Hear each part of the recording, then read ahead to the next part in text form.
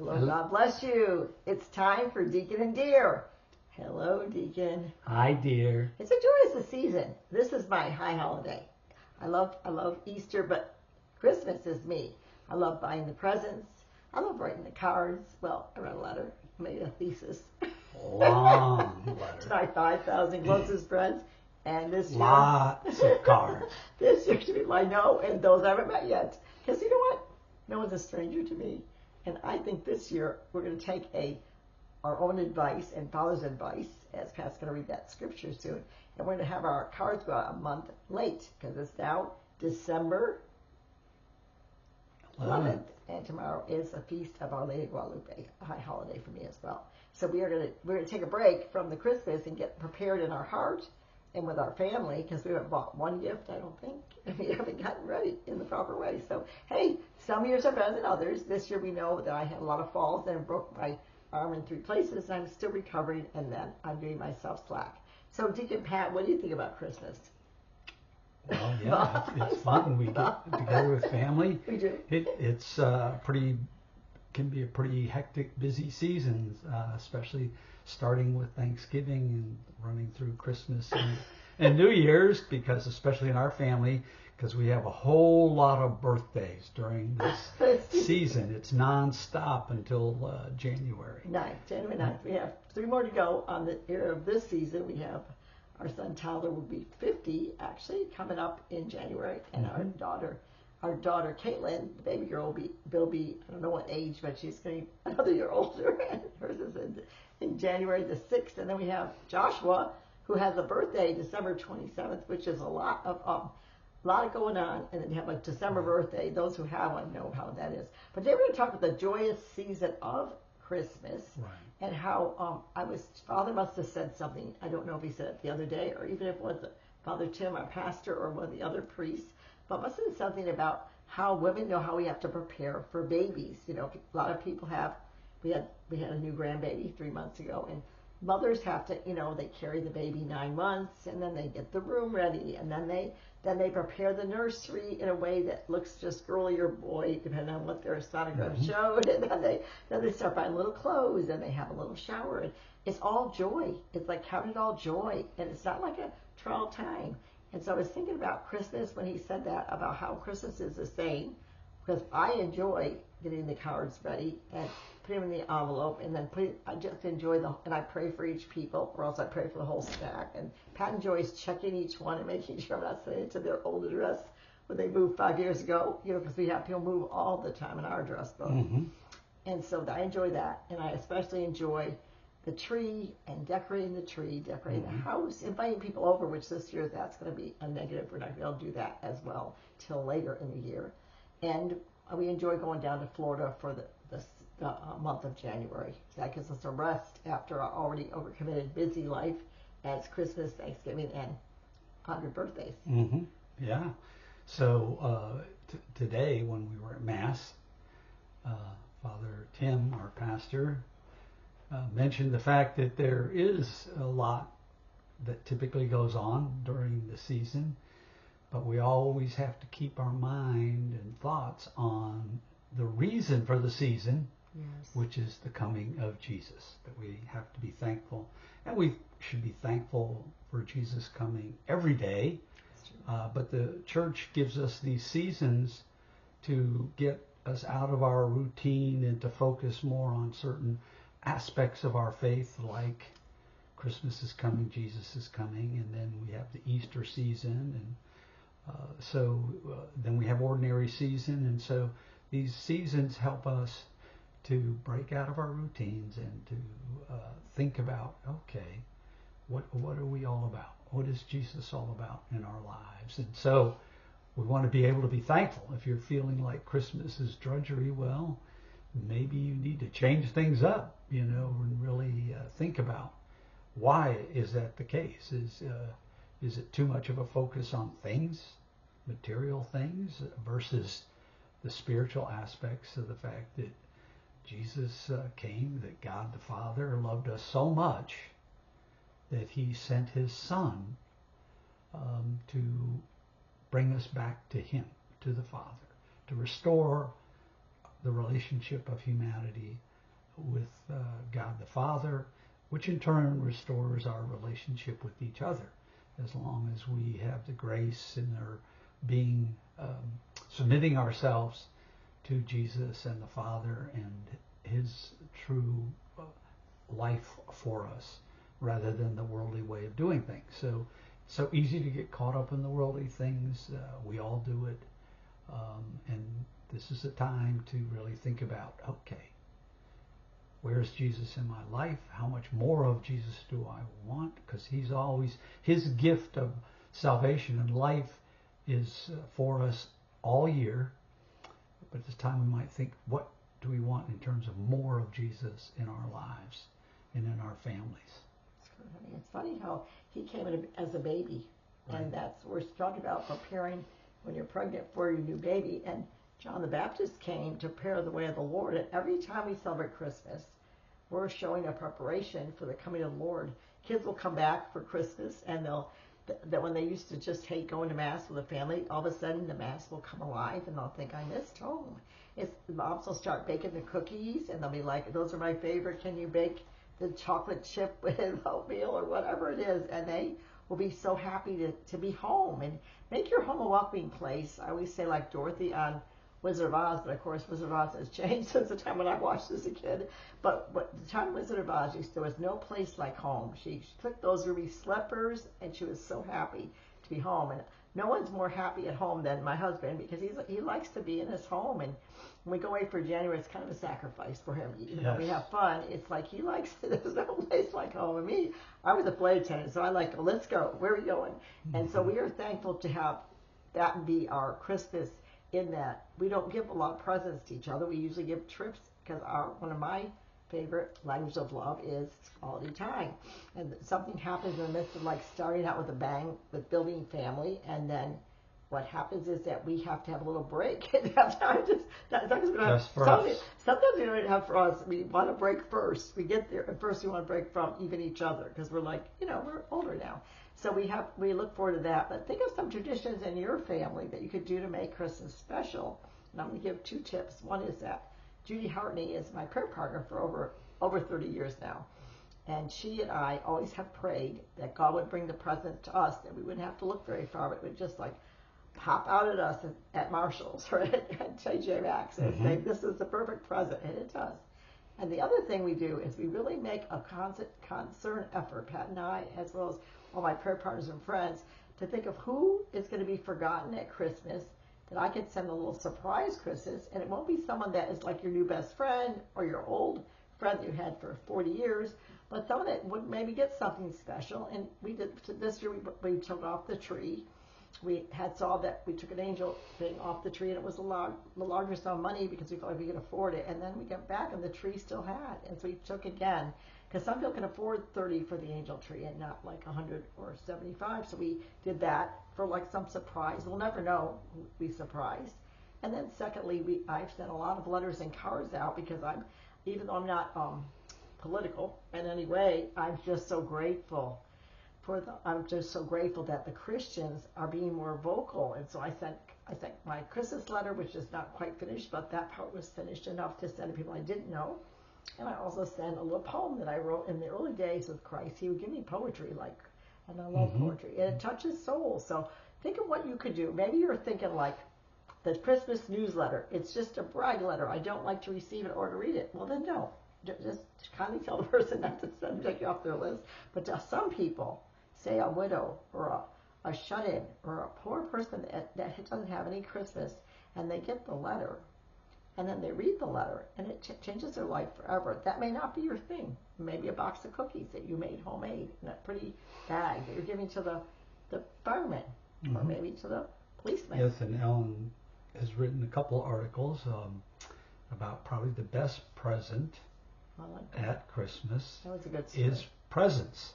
The presence of yourself with somebody, or bringing somebody into your family who may be a lonely widow, or just somebody just doesn't have any family. My mother used to invite, because she worked at the University of Miami, she would bring in foreign students to celebrate Christmas and other holidays. So And then, as you prepare, there are just a lot of wonderful things out there in terms of meditations and readings and things that you can look at in this season that can help you have the right spiritual mindset. One of them is the Word Among Us. They have it's a magazine that during December it's having things that are oriented towards the season of Advent. Word on Fire has things that are very good. So there are lots of things out there. We just mentioned a couple. So and the other thing, a tradition that some people find very useful is the Advent candle, which is lit at Mass, is to also do it in your home. Because remember, you are the little church. Every family is the little church. And so that's a tradition you can do. Or think of, we just went through the worldly version in terms of Giving Tuesday or whatever you want to call it. But to think in terms of giving to organizations and missions that truly bring Christ to our world and to our culture and society. That's what I tend to do, that I think are speaking truth in love, and or ministering to like orphans or maybe pro-life, just supporting those organizations and giving them a gift of money that will help them to continue in serving the Lord in their missions. And I think it's really important to say that pray about each. There's so many needs out there. Amen. Which do you pick? Which do you kind of have different ones we like to support? I support mine every month, and one is Matthew Kelly, who actually gives the opportunity for the pastors and deacons to buy 100 books for a good price, and we usually give those books out to people in the church, and that's a good way because some of the books aren't just that theologically heavy stuff. They're just something that will spur your curiosity as to get more of Jesus. I love the one about the saints. I happen to love the one about the rocking chair prophet. I really was going to go reread that. It did minister to me. And also that we want to say that in our family, we had some traditions. I was really big on the traditions. We had one that was Secret Santas, and I was blessed the other day. We had our daughter Charity, our third daughter down, and they were picking the Secret Saints in their family. She's the only one with a large family. She has 6.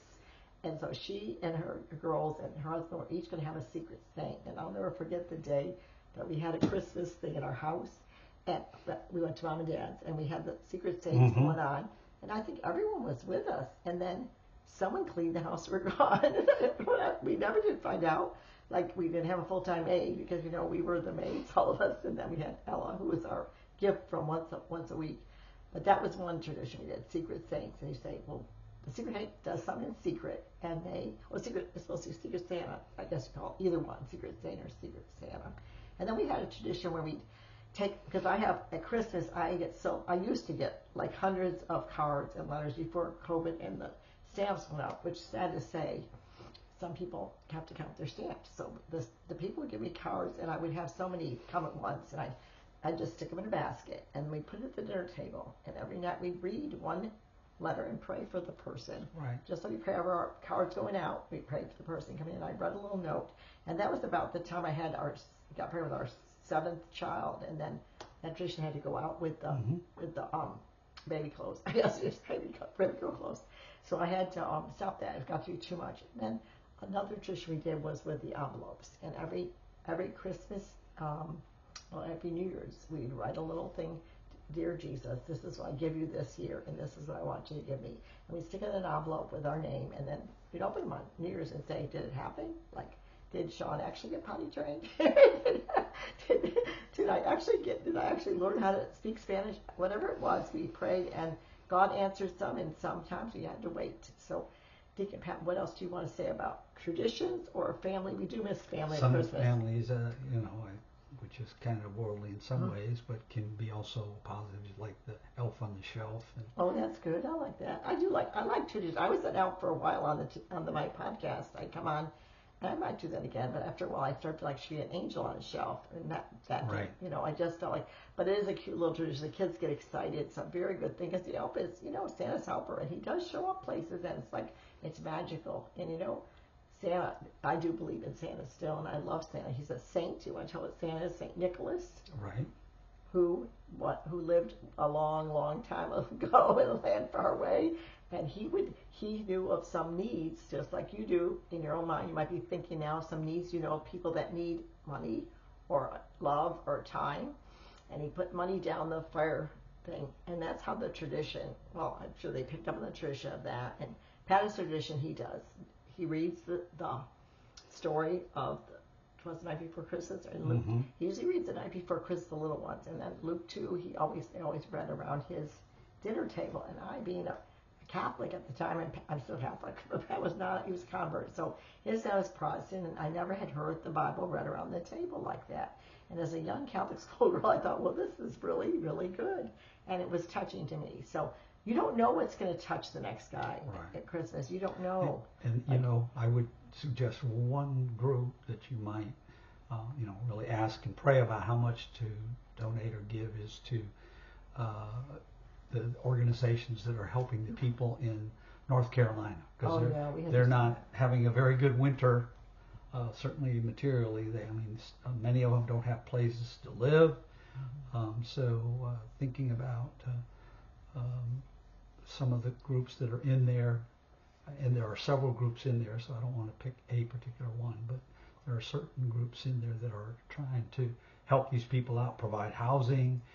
There's groups that came in right away in terms of bringing food and water, and so Franklin Graham was that's there. probably a good. Franklin Graham was there, and Franklin Graham also does the shoebox ministry, which is also biggie. I want to say one last thing. It's for the people out there who have lost loved ones, because we have 3 widow friends. We mentioned on Thanksgiving. I mentioned again. We don't only have 3 widow friends. We have 3 friends who became widows within the last couple of months. It was unexpected to be like, who's going to be with them at Christmas. And so we actually had Pat's parents die within 2 months of each other, and my parents passed away. And I'll never forget the first Christmas. And it was in our home in Evans. The first time in his home, we built a lot of homes on Burn Hill. And Pat's mom and dad would always put, I'm going to cry if I say this, you finish it.